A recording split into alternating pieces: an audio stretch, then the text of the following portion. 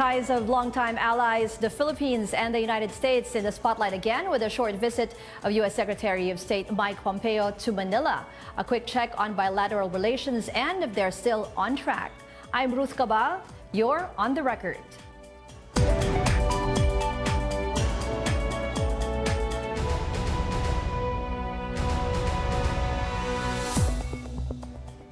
Our guests for this episode, Herman Kraft is an associate professor of the Department of Political Science in UP Diliman, and later joining us in the studio, John Forbes, senior advisor of the American Chamber of Commerce of the Philippines, and via Skype in Hong Kong, former party list representative Walden Bello. Welcome to the program, Professor Kraft. Thank you for joining us. Sir, first of all, this is a visit of the top diplomat of the U.S. So what do you make of this? How do you see, what does this mean for Philippine-U.S. relations? Well, I guess part of this is the attempt to clarify some of the things that have been hinted at in the past few months, if you will. There was some talk about the need to review the Mutual Defense Treaty, for instance. Associated with that is the question of just how committed is the United States to the security of the Philippines as part of this alliance.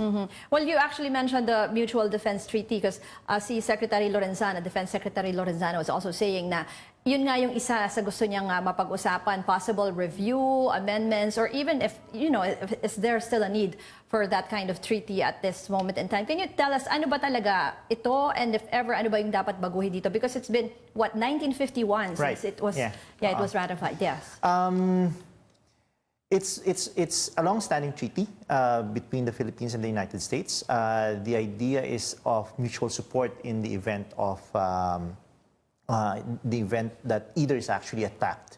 Of course, the details as to what happens after that is something that needs to be explored a little bit more. Because if you read the provisions in the treaty, they're more general than anything else, right? So both parties are committed to coordinate, to cooperate, based on their whatever political processes they actually have. This is actually one of the long-standing concerns of the Philippines, and it's one of the things that we've been, well, asking for clarifications on, ever since the time of Senator Recto, for instance, right? As to why isn't there any automatic response on the part of the United States? Kasi dadaan pa sa Congress? So, dadaan pa sa Congress, So, kumbaga political processes, kaya parang may ganong klaseng concern, ano ba talaga ang commitment ng US, kung sakali. Tapos, bukod doon ay yung tanong ng ano yung scope ng coverage, nung treaty. In other words,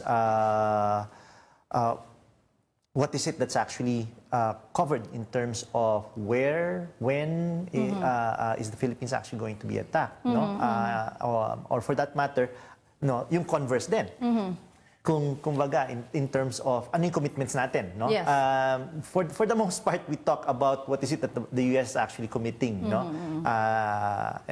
towards the security of the Philippines, we seem to forget that there's the other side of the coin as well, in terms of whatever it is that we are actually committing, since it is a mutual defense treaty.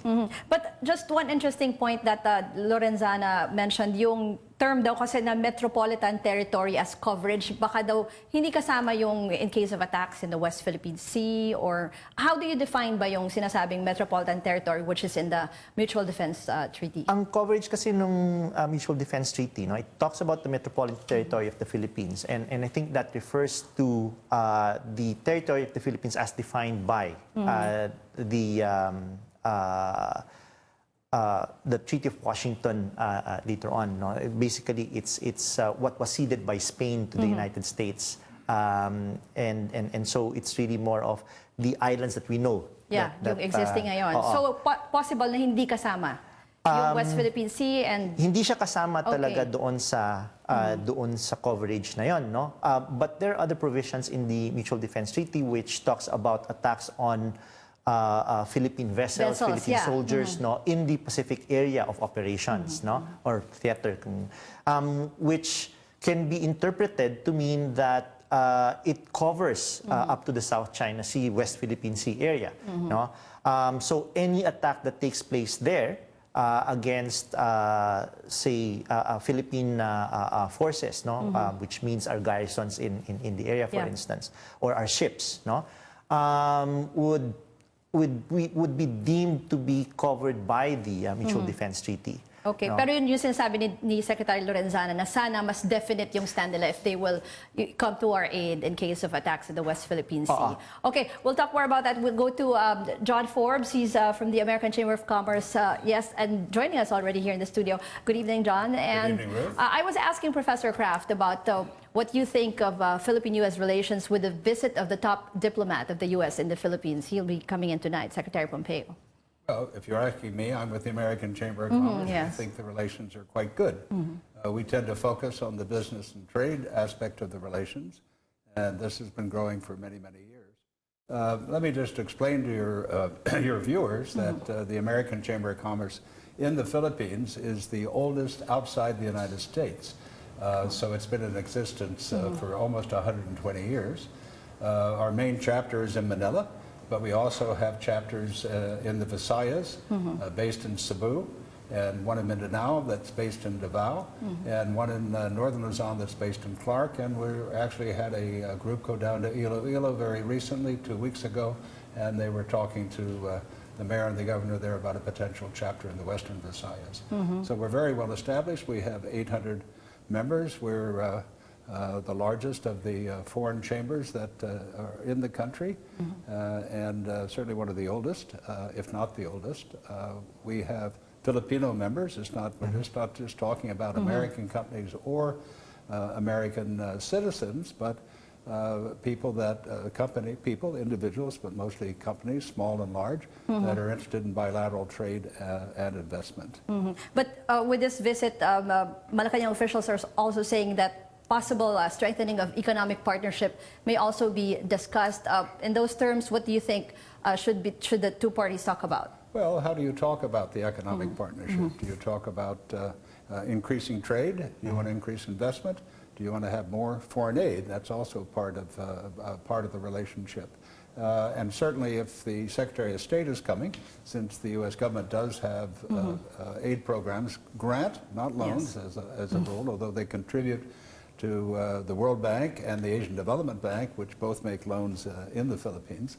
The aid program here is pretty vigorous, and we did have a Millennium Challenge Corporation compact here for around $40 million that was completed several years ago.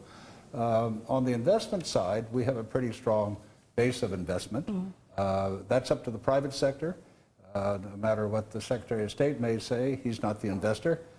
So it depends upon the investment climate in the country. It depends upon you're competing with the country that Secretary Pompeo is flying in from in the northern part of Vietnam, where if he had time to look, he would see that Samsung has huge operations, and Google reportedly is going to set up a factory there for their new phone, employing 20,000 people, and Nike employs 40,000 Vietnamese. We'd like to see that happen here in the Philippines as well. Right. But there are costs of production differences between the two countries. So something we have to address here in the Philippines. Well, that's something we talk a lot about those things at the Chamber. We are welcoming new American investment all the time. The significant change in the last 20 years has been the growth of the Bpo sector. Yes. The majority of the companies located here are in that. Our total trade in goods and services is about $25 billion, so it's quite substantial, and it's growing. Now, I should mention, after that wordy answer to your question, that I hope one of the things that the President and in the meeting with Foreign Secretary Locsin will be discussed is the interest of the Philippines in a free trade agreement between the two countries. We missed two opportunities for that. In 2001, when there was an initiative in the Bush administration, which was declined by the Philippine government. They went on to negotiate one with Singapore, the only one we have in Southeast Asia. Then we missed the TPP, and I state for the record that the American Chamber of Commerce of the Philippines was very disappointed by the decision of the boss of Secretary Pompeo to pull out of the TPP. So we're not going to change that in the next 2 years, but I do think we have a great opportunity with the bilateral FTA. Yes, for both countries to come up with a free trade pact. Yeah. Okay, we'll talk more about that and also the China factor, which is also a concern for both security and trade. We'll be right back and continue our discussion after a short break. On the record, we'll be right back. Keep it here on CNN Philippines.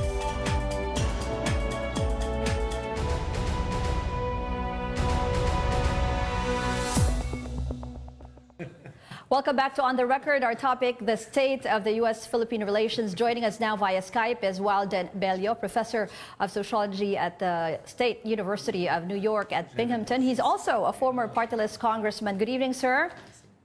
Hi, good evening. Sir, we'll be having tonight as visitor in the Philippines, the top diplomat of the U.S. Secretary of State Mike Pompeo. How do you view this? How do you see this affecting U.S.-Philippine relations? Do you see this further strengthening our relations with the U.S.? Could you repeat that question, please? There's something wrong with the reception here. Sir, U.S. Secretary of State will be, Mike Pompeo will be in Manila tonight and will be meeting with President Duterte. So how do you see this, the implications of his visit to the Philippine-U.S. relations? Do you see it strengthening further?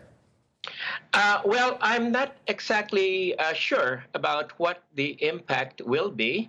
I think to a great extent, the Trump administration has sort of put U.S.-Philippine relations on the back burner and has been really concentrating on two things. One is the relations with China, and as we all know about the impending trade war, or with China, and the relations on the Korean Peninsula.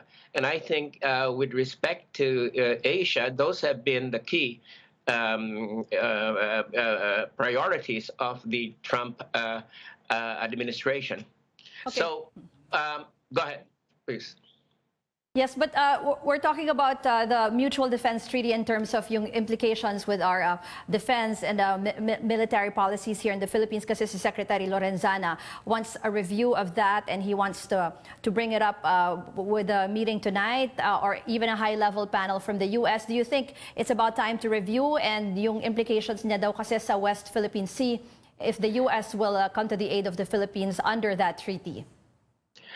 Well, this has been a constant kind of push on the part of Philippine officials to get the U.S. to make a definitive commitment to intervene militarily in the West Philippine Sea dispute.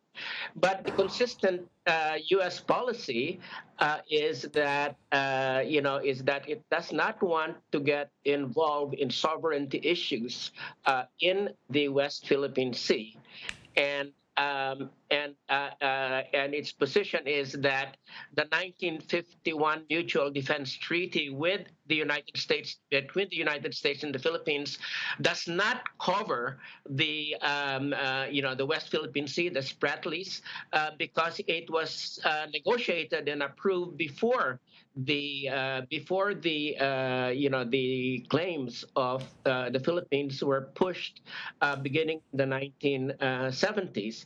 And the U.S. has always made it a point to say that the relations between Japan, and the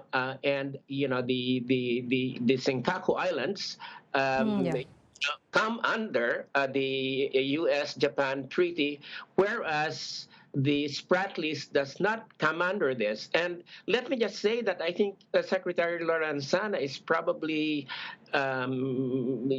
being quite naive in expecting that the U.S. is going to depart from this position. Okay, Secretary Bello, in the past, I read one of your statements that you were saying we must distance ourselves from Washington in terms of dealing with the issues in the West Philippine Sea. Can you tell us why you think so? Well, let me put it this way, Ruth.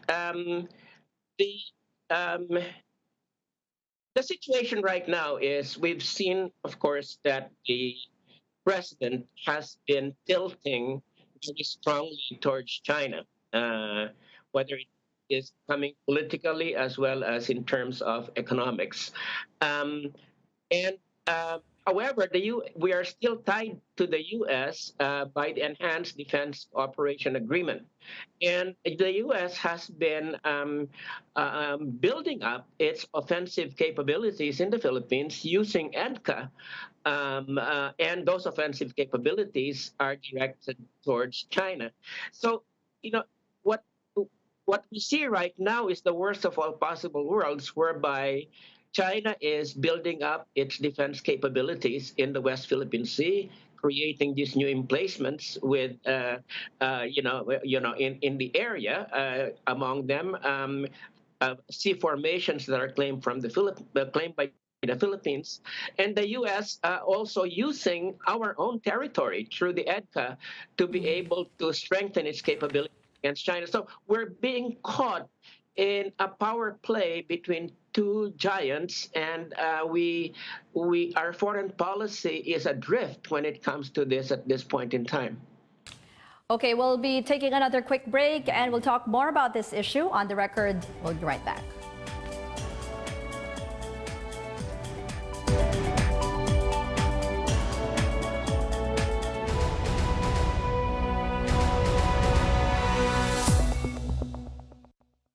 Welcome back to On the Record. Still with us, Herman Kraft, an associate professor of the Department of Political Science in UP Diliman, and John Forbes, senior advisor of the American Chamber of Commerce of the Philippines, and via Skype in Hong Kong, former party list representative Walden Bello. So, Mr. Forbes, the Trade Department is saying that the Philippines is apparently benefiting from the apparent U.S.-China trade war because some companies from China are relocating to the Philippines. Do you see more of this happening? And in a general sense, how can we strengthen Philippine-U.S. trade relations?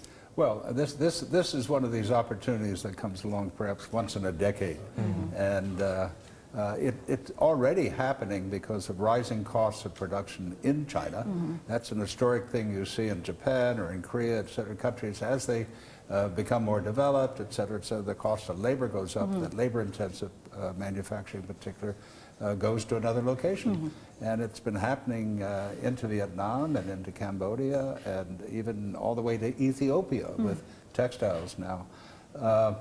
But there are many areas that the Philippines can do. It has the workforce, it has a locational advantage, and it can compete. And the costs will go up more rapidly in Vietnam, so people are looking here. There is some uncertainty over the Trabajo Train 2 that was unresolved in the outgoing Congress. So I think some people have put potential investments on hold to see how that resolved. Hopefully we'll stay on hold until it is resolved, and we'll come in here rather than making a choice elsewhere in the meantime. Whether the sort of Armageddon end to the trade war, which is a very terrible type of thing, is actually going to happen, I don't think so.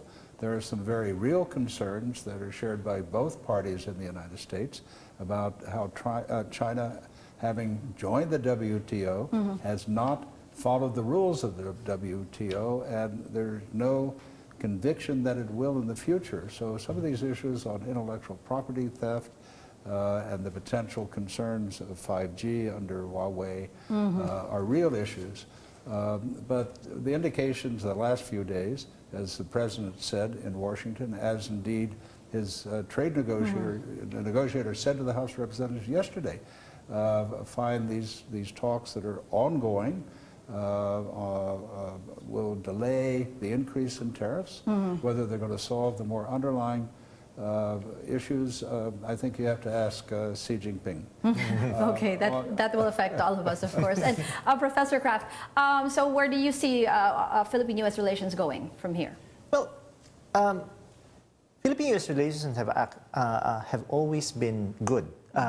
In other words, despite the bleep that actually happened during when President Duterte actually came to power, the perception that his strong statements against the United States seemed to be taking us on the other side. institutionally, the relations between the Philippines and the United States have been steady, even during that time. You see the military-to-military relations is actually something that's continuing. Trade relations, economic relations have always been strong. No, so I don't think that there's anything that we need to be concerned about as far as the bilateral relations between the Philippines and the United States are actually concerned. Okay, and we have Congressman Bello, sir. How do you see Philippine-U.S. relations moving forward? Well, I think there are several things that I would just like to point out. And one is that President Trump has been making some, which I consider, good moves, especially with respect to trying to end the Cold War in the Korean Peninsula, withdrawing from Afghanistan, and withdrawing from Syria. And I think that these are moves that we really need to look at more closely, because our interest really is to have to pursue an independent foreign policy. And so far, that's not been happening because we're caught up in this fight between these two giants, the United States and China. I wrote in the New York Times very early on during the Duterte administration that this was a great opportunity whereby we could move for demilitarization of the West Philippine Sea or the South China Sea. And what I proposed was basically that we withdraw from the Enhanced Defense Cooperation Agreement in return for China ending its militarization of the West Philippine Sea and create a demilitarized area. So in answer to your question, I think that we have to take the initiative so that we can pursue an independent path. Okay, thank you very much to Congressman Bello, and thank you to all our guests. That's On the Record this week. Thanks for watching. I'm Ruth Cabal.